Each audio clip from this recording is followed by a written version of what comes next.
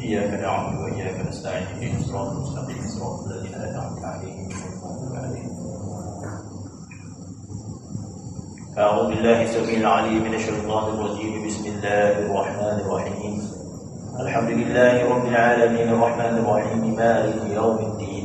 إياك نعبد وإياك نستعين اهدنا الصراط المستقيم صراط الذين أنعمت عليهم غير المغضوب عليهم ولا الضالين.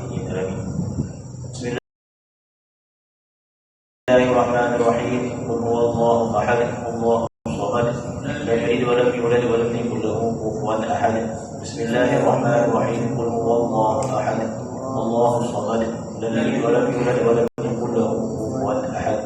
بسم الله الرحمن الرحيم. قل هو الله أحد الله الصمد لم يلد ولم يولد ولم يكن له كفوا أحد. بسم الله الرحمن الرحيم. قل أعوذ برب الفلق من شر ما خلق ومن شر غاسق إذا وقب ومن شر النفاثات في العقد ومن شر حاسد إذا حسد. بسم الله الرحمن الرحيم. قل أعوذ برب الفلق من شر ما خلق ومن شر غاسق إذا وقب ومن شر النفاثات في العقد ومن شر حاسد إذا حسد. بسم الله الرحمن الرحيم. قل أعوذ برب الفلق من شر ما خلق ومن شر غاسق إذا وقب ومن شر النفاثات في العقد ومن شر حاسد إذا حسد. بسم الله الرحمن الرحيم. قل أعوذ برب الناس ملك الناس إله الناس من شر الوسواس الناس الذي يوسوس في صدور الناس من الجنة والناس. بسم الله الرحمن الرحيم. قل أعوذ برب الناس ملك الناس إله الناس من شر الوسواس الناس الله الذي لا إله إلا هو الملك القدوس السلام المؤمن المهيمن العزيز الجبار المتكبر سبحان الله عما يشركون. هو الله الخالق البارئ المصور له الأسماء الحسنى يسبح له ما في السماوات والأرض وهو العزيز الحكيم. سلام على نوح في العالمين إنا كذلك نجزي المحسنين إنه من عبادنا المؤمنين. أعوذ بالله السميع العليم من الشيطان الرجيم.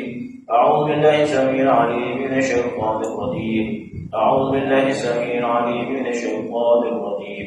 أعوذ بكلمات الله التامات من شر ما خلق. أعوذ بكلمات الله التامات من شر ما خلق. أعوذ بكلمات الله التامات من شر ما خلق. اللهم إني أعوذ بك من شر نفسي ومن شر غيري ومن شر ما خلق ربي. بك اللهم أحترز منهم وبك اللهم أدرأ في نحورهم وبك اللهم أعوذ من شرورهم وأستكفيك إياهم وأقدم بين يدي وأيديهم وأيدي من أحاطته عنايتي واشملت إحاطتي. بسم الله الرحمن الرحيم. قل هو الله أحد الله الصمد لم يلد ولم يولد ولم يكن له كفوا أحد.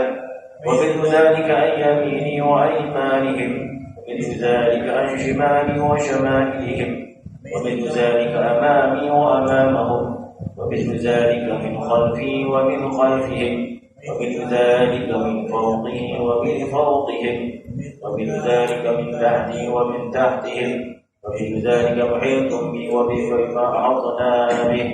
اللهم إني أسألك لي ولهم من خيرك الذي لا يملكه غيرك.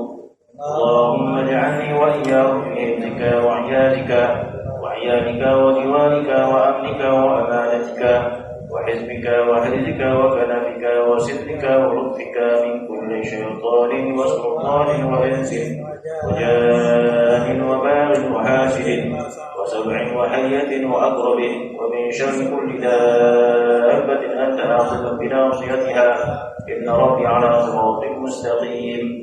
يا حي يا قيوم برحمتك أستغيث ومن عذابك أستجير. أصلح لي شأني كله ولا تكلني إلى نفسي طرفة عين.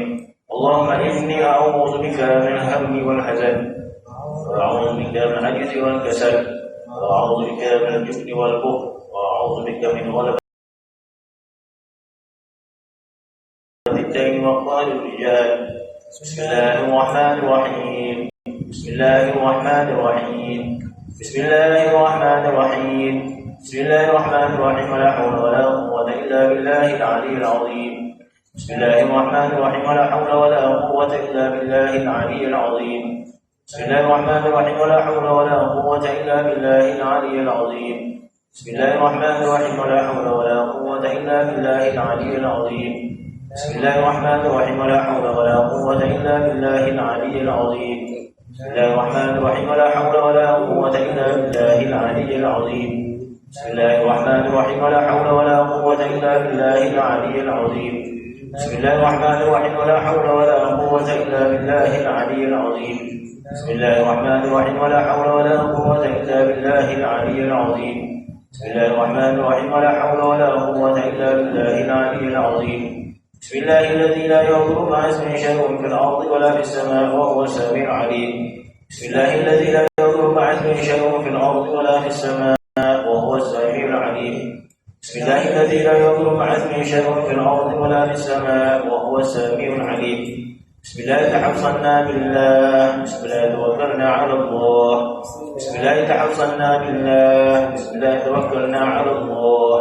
بسم الله تحصنا بالله. بسم الله توكلنا على الله. بسم الله آمنا بالله ومن يؤمن بالله لا خوف عليه. بسم الله آمنا بالله ومن يؤمن بالله لا خوف عليه.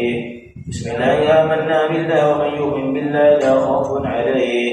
بسم الله الله أكبر. أقول على نفسي وعلى ديني وعلى أهلي وعلى أولادي وعلى مالي وعلى أصحابي وعلى أديانهم وعلى أموالهم ألف لا حول ولا قوة إلا بالله العلي العظيم.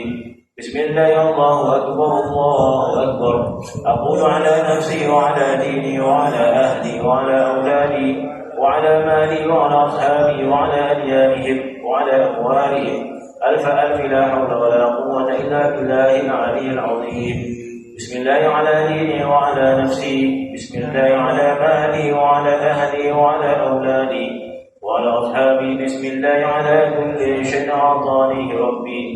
بسم الله رب السماوات السبع ورب الأرضين السبع ورب العرش العظيم. بسم الله خير الأسماء في الأرض وفي السماء. بسم الله أبتدئ وبأقدر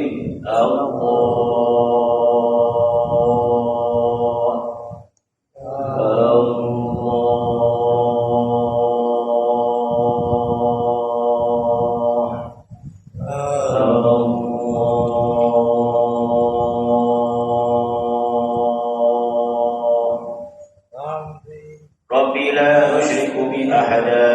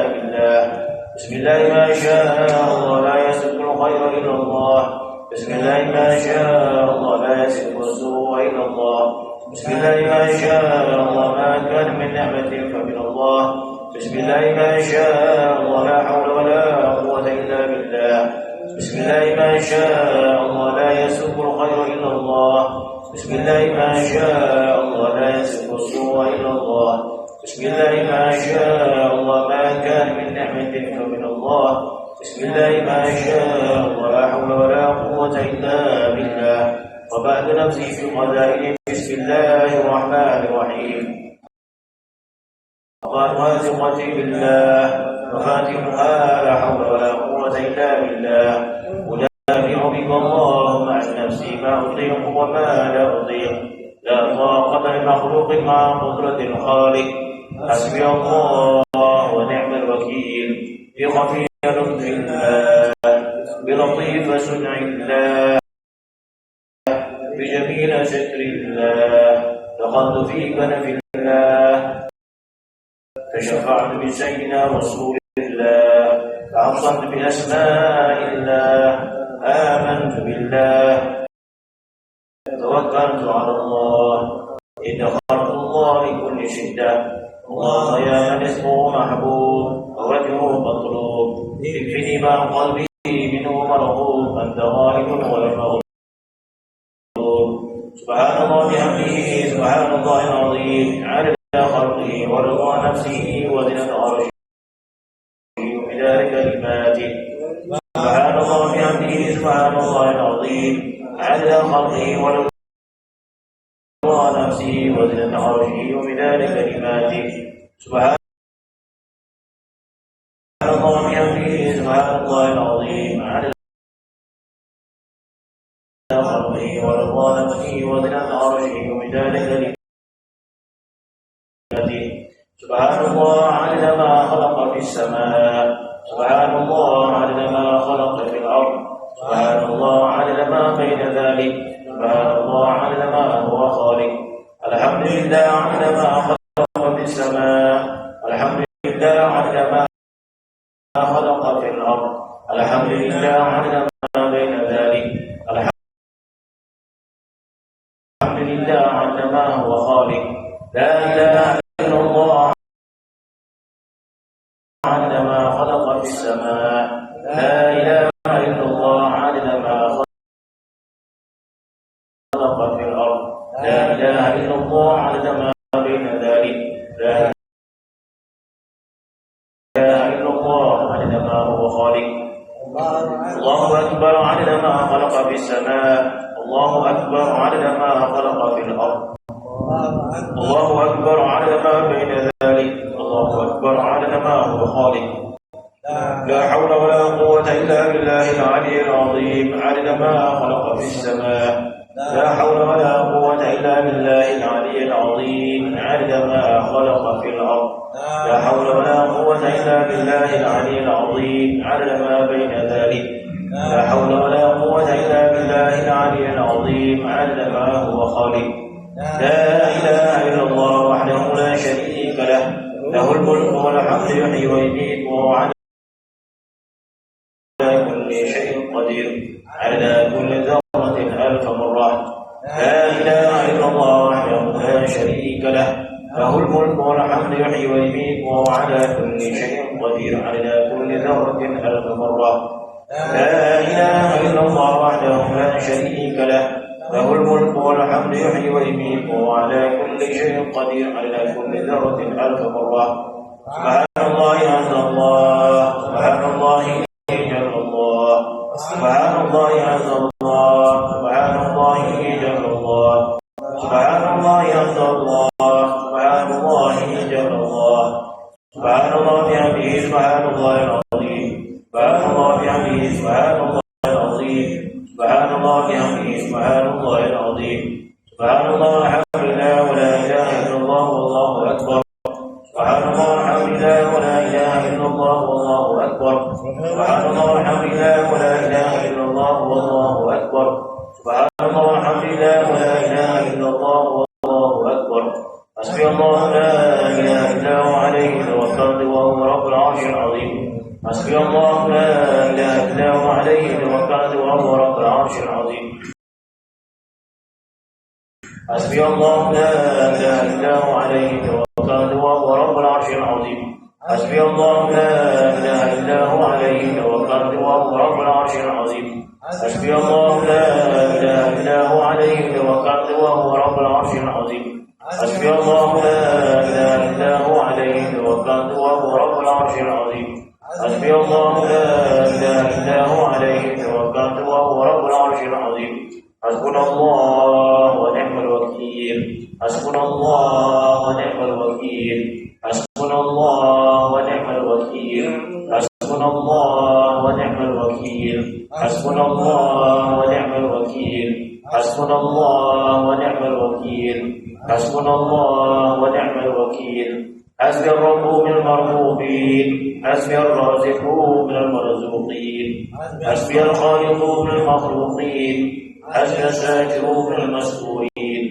حسبي الناصر من المنصورين حسبي القاهر من المقهورين حسبي الذي هو حسبي حسبي من لم يزل حسبي حسبي الله ونعم الوكيل حسبي الله من جميع خلقه إن ولي الله الذي نزل الكتاب وهو يتولى الصالحين وإذا قرأت القرآن جعلنا بينك وبين الذين لا يؤمنون بالآخرة حجابا مستورا وجعلنا على قلوبهم أكنة أن يفقهوه وفي آذانهم وقرا وإذا ذكرت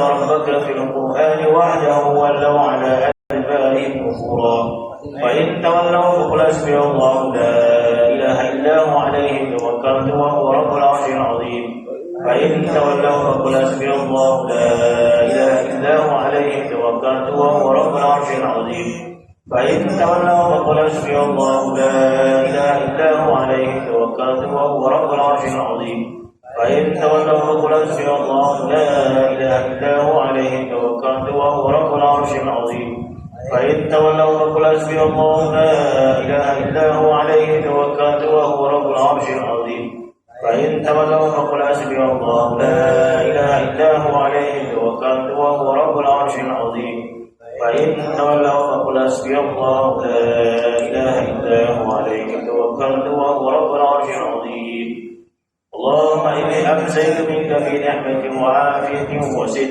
فأتمم نعمتك علي وعافية وسترك في الدنيا والآخرة اللهم إني أمسيت منك في نعمة وعافية وستر فأتمم نعمتك علي وعافية وسترك في الدنيا والآخرة اللهم إني أمسيت منك في نعمة وعافية وستر فأتمم نعمتك علي وعافية وسترك في الدنيا والآخرة اللهم إني أمسيت أشهدك وأشهد حملة عرشك وملائكتك وجميع خلقك أنك أنت الله لا إله إلا أنت وحدك لا شريك لك وأن سيدنا محمدا عبدك ورسولك اللهم إني أمسيت أشهدك وأشهد حملة عرشك وملائكتك وجميع خلقك أنك أنت الله لا إله إلا أنت وحدك لا شريك لك وأن سيدنا محمدا عبدك ورسولك اللهم إني أمسيت أشهدك وأشهد محمد عرشك وملائكتك وجميع خلقك أنك أنت الله لا إله إلا أنت وحدك لا شريك لك وأن سيدنا محمدا عبدك ورسولك اللهم إني أمسيت أشهدك وأشهد محمد عرشك وملائكتك وجميع خلقك أنك أنت الله لا إله إلا أنت وحدك لا شريك لك وأن سيدنا محمدا عبدك ورسولك أمسينا على فطرة الإسلام وعلى كلمة الإخلاص وعلى دين نبينا محمد صلى الله عليه وسلم وعلى ملة أبينا إبراهيم حنيفا مسلما وما كان من المشركين اللهم بك أمسينا وبك أصبحنا وبك نحيا وبك نموت وعليك نتوكل وإليك المصير أمسينا وأمسى الملك لله والحمد لله رب العالمين اللهم إني أسألك خير هذه الليلة فتحها ونصرها ونورها وبركتها وهداها اللهم إني أسألك خير ما فيها وخير ما قبلها وخير ما بعدها وأعوذ بك من شر هذه الليلة وشر ما فيها وشر ما قبلها وشر ما بعدها اللهم أمسى بي من نعمة أو بأحد